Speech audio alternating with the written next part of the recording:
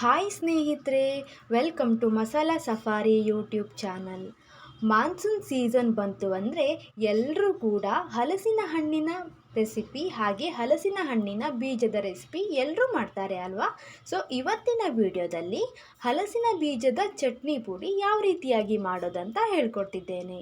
ಮೊದಲಿಗೆ ಯಾರೆಲ್ಲ ನಮ್ಮ ವಿಡಿಯೋವನ್ನು ಫಸ್ಟ್ ಟೈಮ್ ನೋಡ್ತಿದ್ದೀರಾ, ಪ್ಲೀಸ್ ನಮ್ಮ ಚಾನಲನ್ನು ಸಬ್ಸ್ಕ್ರೈಬ್ ಮಾಡ್ಕೊಳ್ಳಿ ಹಾಗೆ ಬೆಲ್ ಬಟನನ್ನು ಕ್ಲಿಕ್ ಮಾಡಿ.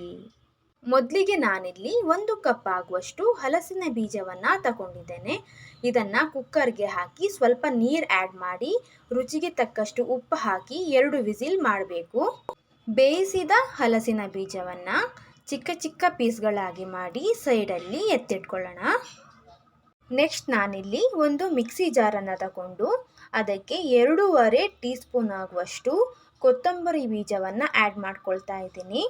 ಹಾಗೆ ಅರ್ಧ ಸ್ಪೂನ್ ಆಗುವಷ್ಟು ಜೀರಿಗೆ, ಆಮೇಲೆ 8 ಹಸಿಮೆಣಸನ್ನು ಆ್ಯಡ್ ಮಾಡ್ಕೊಳ್ತಾ ಇದ್ದೀನಿ. ನಿಮಗೆ ಖಾರ ಜಾಸ್ತಿ ಬೇಕಿದ್ದರೆ ಜಾಸ್ತಿ ಕೂಡ ಆ್ಯಡ್ ಮಾಡ್ಕೊಳ್ಬಹುದು. ಆಮೇಲೆ ಅರ್ಧ ಈರುಳ್ಳಿ ಹಾಗೆ 8 ಎಸಳು ಬೆಳ್ಳುಳ್ಳಿಯನ್ನು ಆ್ಯಡ್ ಮಾಡ್ಕೊಳ್ತಾ ಇದ್ದೀನಿ. ಹಾಗೆ ರುಚಿಗೆ ತಕ್ಕಷ್ಟು ಉಪ್ಪನ್ನು ಕೂಡ ಆ್ಯಡ್ ಮಾಡ್ಕೊಳ್ತಾ ಇದ್ದೀನಿ. ಆಮೇಲೆ 1/4 ಟೀ ಸ್ಪೂನ್ ಆಗುವಷ್ಟು ಅರಶಿನ. ಇದನ್ನು ಇವಾಗ ತರಿಯಾಗಿ ರುಬ್ಕೊಳ್ಬೇಕಾಗತ್ತೆ. ನೀರನ್ನು ಆ್ಯಡ್ ಮಾಡಬೇಡಿ. ನೋಡಿ, ಇಷ್ಟಾದರೆ ಸಾಕು.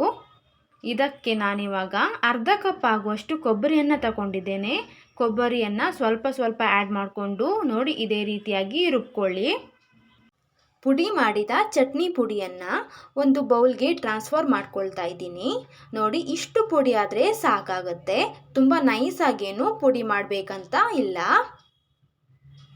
ಈ ಚಟ್ನಿ ಪುಡಿಗೆ ಇವಾಗ ಬೇಯಿಸಿದ ಹಲಸಿನ ಬೀಜವನ್ನು ಆ್ಯಡ್ ಮಾಡಿಕೊಂಡು ಚೆನ್ನಾಗಿ ಮಿಕ್ಸ್ ಮಾಡ್ಕೊಳ್ಬೇಕಾಗತ್ತೆ.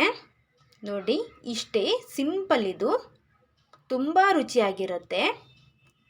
ಈ ರೀತಿಯಾಗಿ ಮಿಕ್ಸ್ ಮಾಡಿಕೊಂಡ್ರೆ ಹಲಸಿನ ಬೀಜದ ಚಟ್ನಿ ಪುಡಿ ರೆಡಿ ಆಗುತ್ತೆ. ಸಿಂಪಲ್ಲಾಗಿ ಮಾಡುವಂತಹ ಹಾಗೆ ತುಂಬ ರುಚಿಯಾಗಿರುವಂತಹ ಹಲಸಿನ ಬೀಜದ ಚಟ್ನಿ ಪುಡಿ ಇವಾಗ ರೆಡಿಯಾಗಿದೆ. ಈ ಒಂದು ಹಲಸಿನ ಬೀಜದ ಚಟ್ನಿ ಪುಡಿ ಬಿಸಿ ಬಿಸಿ ಗಂಜಿ ಜೊತೆಗೆ ಹಾಗೆ ಸೈಡ್ ಡಿಶ್ಗೂ ಕೂಡ ತುಂಬ ಒಳ್ಳೆ ಕಾಂಬಿನೇಷನ್ ಅಂತಲೇ ಹೇಳಬಹುದು. ಇವತ್ತಿನ ರೆಸಿಪಿ ನಿಮಗೆ ಇಷ್ಟ ಆಗಿದೆ ಅಂದ್ಕೊಂಡಿದ್ದೀನಿ. ಇಷ್ಟ ಆಗಿದ್ದರೆ ನೀವು ಕೂಡ ಟ್ರೈ ಮಾಡಿ ಹಾಗೆ ಕಮೆಂಟ್ ಬಾಕ್ಸ್ನಲ್ಲಿ ಕಮೆಂಟ್ ಮಾಡಿ.